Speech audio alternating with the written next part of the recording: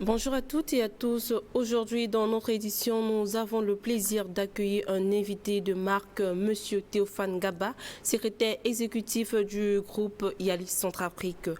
Ensemble, nous explorons cette organisation. Avec lui, nous avons découvert ce que c'est que Yalis Centrafrique. Monsieur Théophane Gaba, bonjour. Bonjour mademoiselle. Alors, monsieur, vous êtes le secrétaire exécutif de Yalis Centrafrique. Pouvez-vous nous présenter brièvement cette organisation? Merci beaucoup de m'avoir accueilli sur votre plateau aujourd'hui pour parler de Yali Centrafrique. D'abord, je me présente, je suis Théophane Ngbaba, je suis secrétaire exécutif de l'association Yali Centrafrique.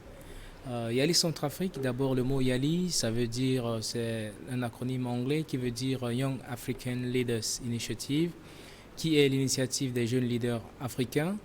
D'abord, le programme en soi, c'est un programme financé par le département américain en faveur des jeunes leaders africains en général, dont les centrafricains aujourd'hui aussi.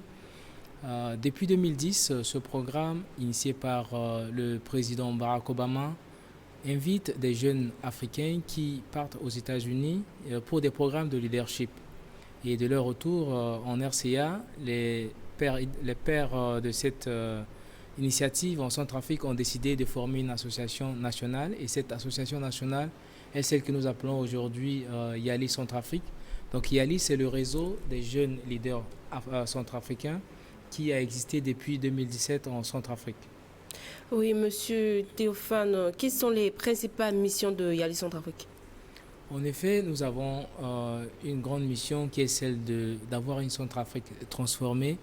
Les jeunes aujourd'hui sont au cœur de beaucoup de changements et nous avons des jeunes qui font quelque chose. Et Yali Centrafrique aimerait contribuer au changement de manière positive de cette jeunesse pour pouvoir contribuer au développement socio-économique de la Centrafrique en général.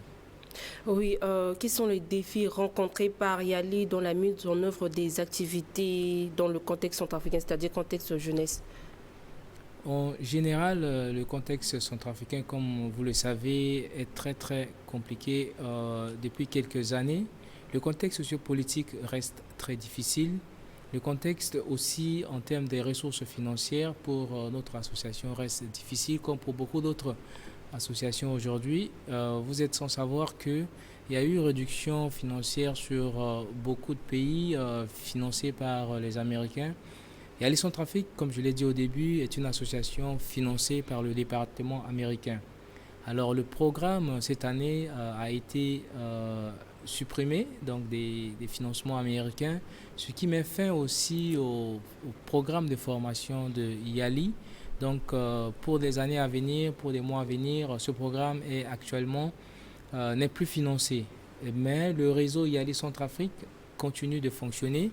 Donc en termes de personnes à l'interne, nous sommes une sorte de au moins 20, au moins 200 individus, dont une trentaine de pourcents de femmes. Et nous continuons d'œuvrer avec la jeunesse parce que pour nous, Yali, c'est un état d'esprit. Bien qu'on n'aura plus cette possibilité d'envoyer des jeunes aux États-Unis pour les formations ou les envoyer au Kenya ou les envoyer à Dakar. Mais au niveau national, Yali Centrafrique continue de fonctionner. Nous avons un réseau national, nous travaillons sur beaucoup de thématiques. Nous travaillons sur des thématiques d'entrepreneuriat, nous travaillons sur des thématiques de leadership, la citoyenneté, la paix, la santé et beaucoup de thématiques dans le changement climatique. Et parlons de ces thématiques, il y a beaucoup de défis en ce sens que aujourd'hui c'est très difficile d'avoir les ressources, que ce soit ressources humaines ou ressources financières. Et nous continuons de chercher à avoir des voies et moyens pour pouvoir continuer de financer nos projets, continuer de financer notre ambition qui est celle de changer la narrative en Centrafrique. Oui, quels sont les programmes que Yali a déjà envisagés ou bien est en train d'envisager pour la jeunesse? En fait, Yali fait depuis 2017 beaucoup de projets. Nous, Yali, on a au moins 4 à 5 concepts que nous mettons en œuvre en Centrafrique à travers notre association.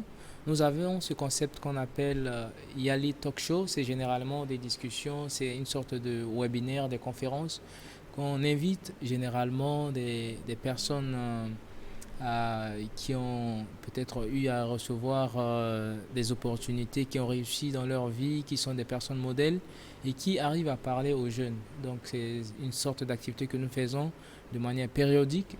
Nous avons aussi ce que nous appelons Car for Her, ça veut dire la Centrafrique pour elle. Yali est une organisation qui a une tendance de promouvoir la femme. Nous faisons la promotion de la femme et pour cela, il nous faut travailler beaucoup plus avec les associations féminines, travailler avec les femmes qui changent, qui font la promotion des autres femmes.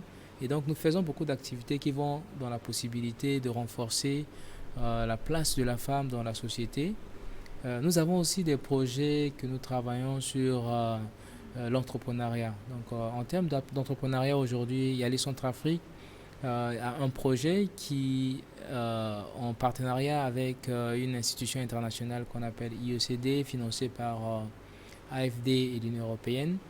Ce projet travaille principalement avec les personnes qui ont une sorte d'activité génératrice de revenus au niveau informel ou formel, mais on se focalise aussi plus sur les jeunes entrepreneurs pour leur donner une formation de base, les aider à avoir aussi des financements et les promouvoir afin que l'entrepreneuriat au niveau local puisse avoir une possibilité de grandir. Là aussi, on travaille aussi sur des projets de consolidation de la paix. On va avoir une possibilité de collaborer avec une ONG internationale qu'on appelle IRC. Et ça sera un projet qui va aller dans la cohésion sociale, la gouvernance et puis l'implication des jeunes dans les processus démocratiques aussi, la paix, les élections, etc. Donc nous, on a une organisation qui travaille beaucoup plus sur les questions de citoyenneté, questions de gestion de choses publiques. Donc on a beaucoup plus de projets qui vont dans ce sens. On a d'autres projets aussi dans le pipeline et puis j'espère qu'avant la fin d'année, on va pouvoir en parler encore. Oui, Monsieur Théophane, pour finir, vu que vous êtes un acteur clé dans le processus de l'émancipation de la jeunesse centrafricaine, quel message portez-vous à leur endroit? En fait, à la jeunesse, je dirais toujours, il faut croire en soi. Généralement, on voit la jeunesse comme une sorte des gens que vraiment, ils ont beaucoup de besoins, ils ont beaucoup de choses que nous pouvons juste les utiliser. Mais je pense que la jeunesse représente la clé du développement et considérer cette jeunesse, mettre cette jeunesse au centre de nos actions est très importante. Et pour cela, pour moi, un appel à la jeunesse, c'est de croire d'abord en soi, de croire en nos potentialités et de se dire qu'on a une responsabilité. Et cette responsabilité, on doit l'assumer. L'assumer, ça veut dire prendre des décisions, prendre le devant, apprendre. Parce que si tu es formé, si tu as les compétences, ça sera plus facile pour toi de pouvoir recevoir les opportunités, de pouvoir être sur la table de décision et ne pas seulement se plaindre. Mesdames et messieurs, c'était là notre invité du journal sur Télé Centrafrique, Monsieur Théophane Gbaba. Merci à vous. C'est moi qui vous remercie.